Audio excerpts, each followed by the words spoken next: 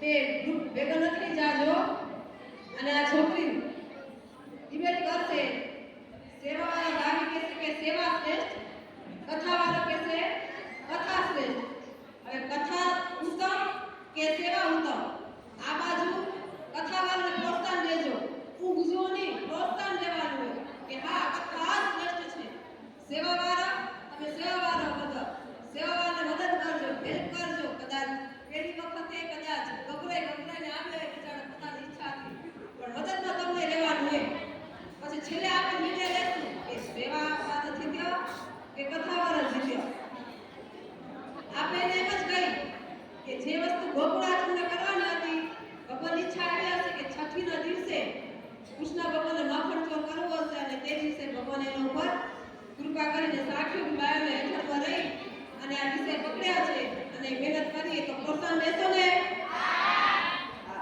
જીવનમાં સંપ્રદાયમાં કથાની બી જરૂર છે અને સેવાની પણ જરૂર છે પણ અત્યારે આપણે જોવાનું છે કે કથાવાળો શ્રેષ્ઠ છે કે સેવાવાળો શ્રેષ્ઠ છે હરિભજનાનંદ સ્વામી હતા ને હરિભજનાનંદ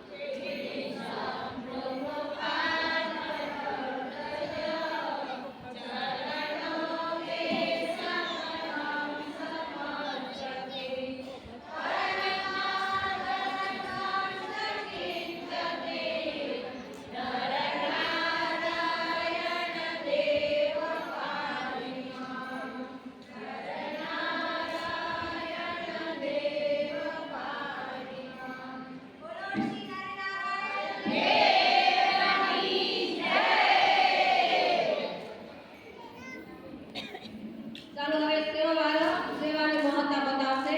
કથાની મહત્તા બતાવશે. સૌપ્રથમ સેવાવાળા.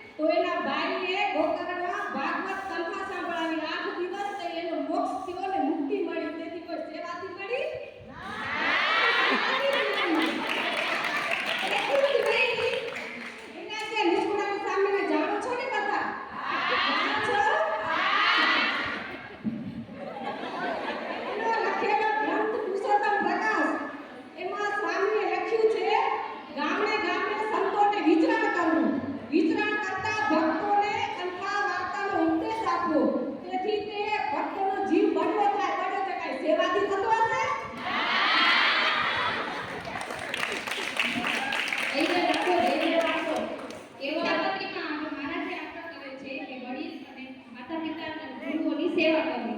અને એટલું જ નહીં, માંગરોળમાં પણ મારા જે બાપ ખોદાવી હતી એની બાપ ખોદાવી હતી અને પણ તો તેમાં સેવા કરી છે. શું તે ઉત્તમ નથી? એટલે જ કહેવાયું છે જેણે કસી કમર તેણે મેળવ્યા સીત ઉજાડ.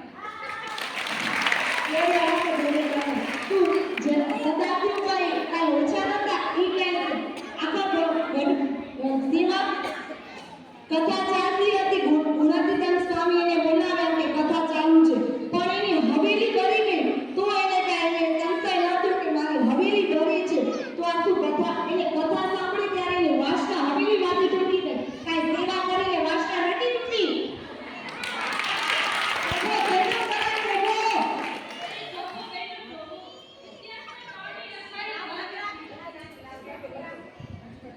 ઇતિહાસના પાણી લખાયેલી વાત છે, જ્યાં મહારાજની આજ્ઞાથી ગુણાતીતાનંદ સ્વામીએ જૂનાગઢમાં જ્યાં રાજાગઢ જે બિરાજે છે ને, ત્યાં સ્વામીની મહંત પછી 40 વર્ષ રહી ત્યાંની મંદિરનો જોગ કાઢતા. તો શું સેવા નથી?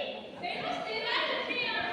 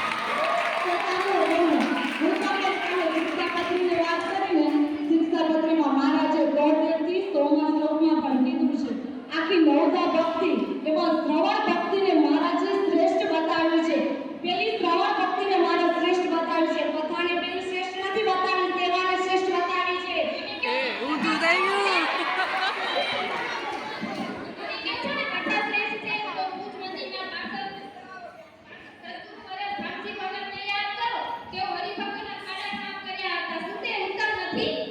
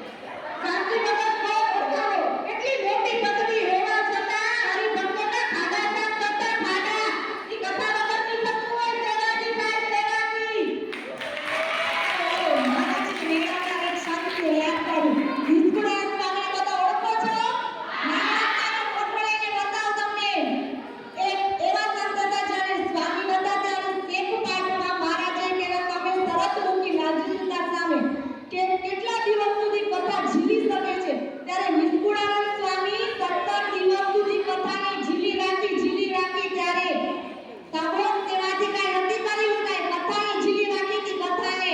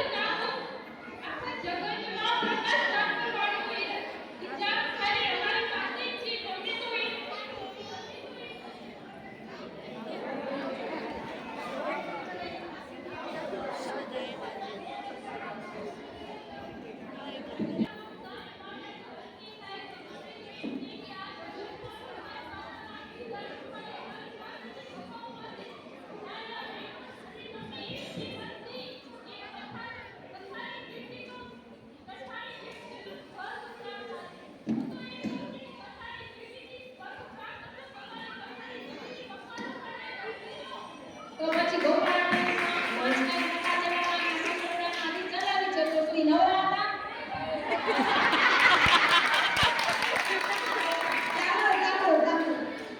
એક તમને વાત કહું, પૃથુ રાજા હતા ને એની મહારાજ પાસે હજારો પાન માંગ્યા હતા. નહીં કે હજારો હાથ પણ માંગ્યા હતા કે ઈ સેવા કરી શકે. હજારો કાનથી એને કથા શ્રવણ કરી શકે, કથા શ્રવણ. એ બેનો અગાઉ કહ્યું છે કે હજી પણ કહું છું, સાંભળી લેજો. વચનામૃત બોલો, વચનામૃત મધ્યમનું 26મું વચનામૃત કેમ ભૂલી ગયા? જેમાં મહારાજે કહ્યું છે જેને કલ્યાણનો અને કથાનો ખંભ હોય, કથાનો નથી કહ્યું કે મેવા મિષ્ટાનનો નહીં, સેવાને કહ્યું છે, સેવાને. જેને કલ્યાણનો ખંભ હોય ને તે ભગવાન કે ભગવાનના સાધુની સેવા કરશે ને તો જ કલ્યાણનો ખંભ જાગશે ને કલ્યાણ થશે. એમાં કોઈ સંશય નથી. કથાથી વાર્તાથી નહીં, સેવાથી કહ્યું છે, સેવાથી.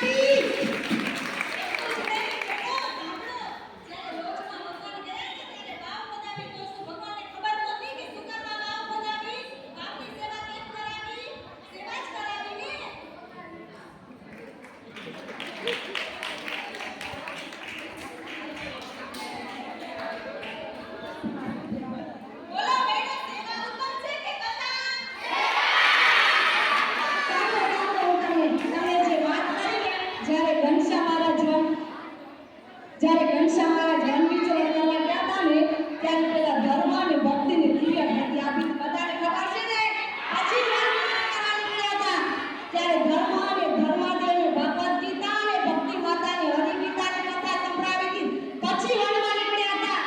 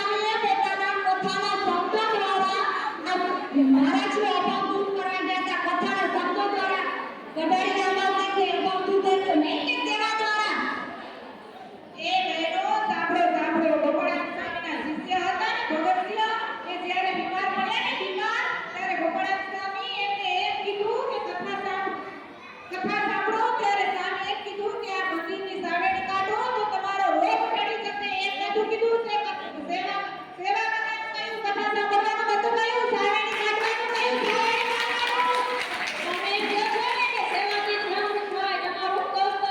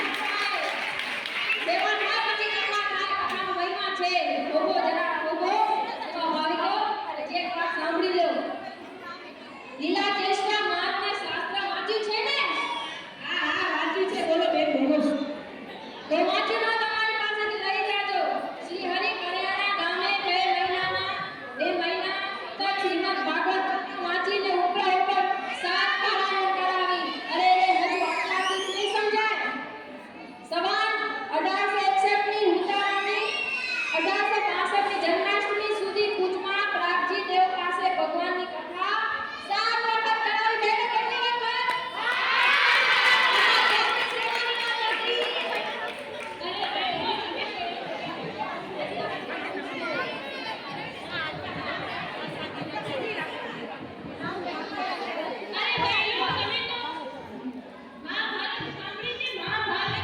હા, હું સાંભળી છે કે કથા સાંભળે છે, કથામાં મહાભારત આવે છે. જ્યારે યજ્ઞ કરવામાં આવે તો ત્યારે યજ્ઞમાં એક વ્યક્તિની સેવા સોંપવામાં આવી. ત્યારે ભગવાનની પણ સેવા સોંપવામાં આવી. શ્રી કૃષ્ણ ભગવાનની સેવા સોંપવામાં આવી. વિચાર કરતા આવ્યું કે તમે શું સેવા કરશો? શ્રી કૃષ્ણ ભગવાને સ્વયં કહ્યું કે હું તમારા એટા પત્તાવાળા ઉગાડી સુઈ સેવા નથી કરતી. ભગવાને હવે તમારું ઓળખ ભગવાન શ્રી કૃષ્ણ અર્જુનના સારથી બનીને સેવા કરી. વિચાર તો કરો, એ સેવાથી યુદ્ધ જીતાડ્યું. જો શ્રી કૃષ્ણ ભગવાન અર્જુનને શક્તિ જોઈને ના આપ્યો તો અર્જુન તો હારી ગયા હતા.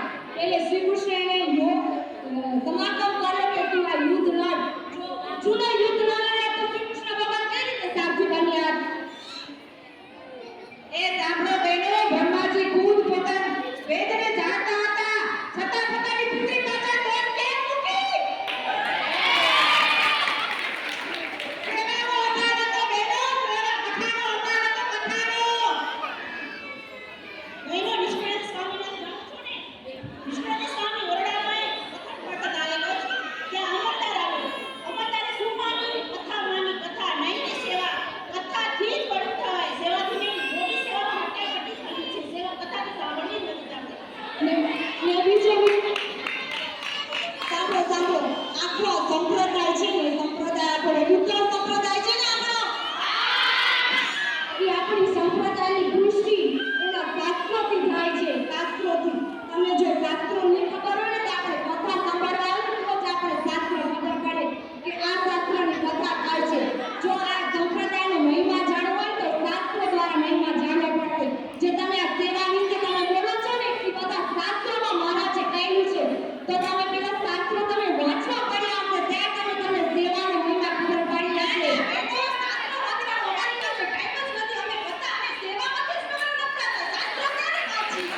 તો તમે આવડા ચરિત્રનો મહિમા કેવી રીતે ખબર પડે? એ બધા ચરિત્રની મહિમા મહારાજે શાસ્ત્રોમાં લખેલું છે. ને હજુ સાંભળો, તમને એમ કે સેવા શ્રેષ્ઠ છે. લોકોને કથા સાંભળીને એમને અકલ આવે ને કે કયા સમયે કઈ સેવા કરવી. સમય વગર તમે સેવા કરો તો લોકો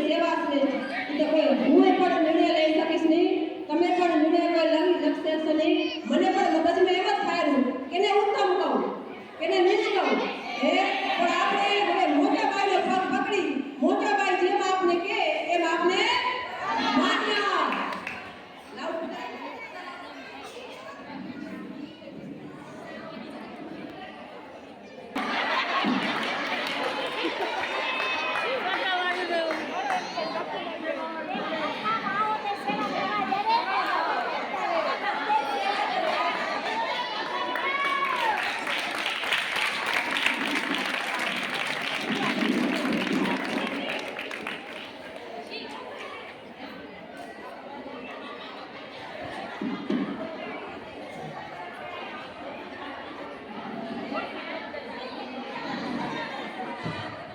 સ્વામિનારાયણ. તમને કેવી મજા આવી? એકદમ.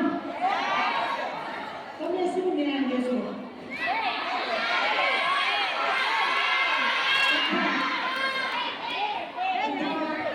કથા, કથા, સેવા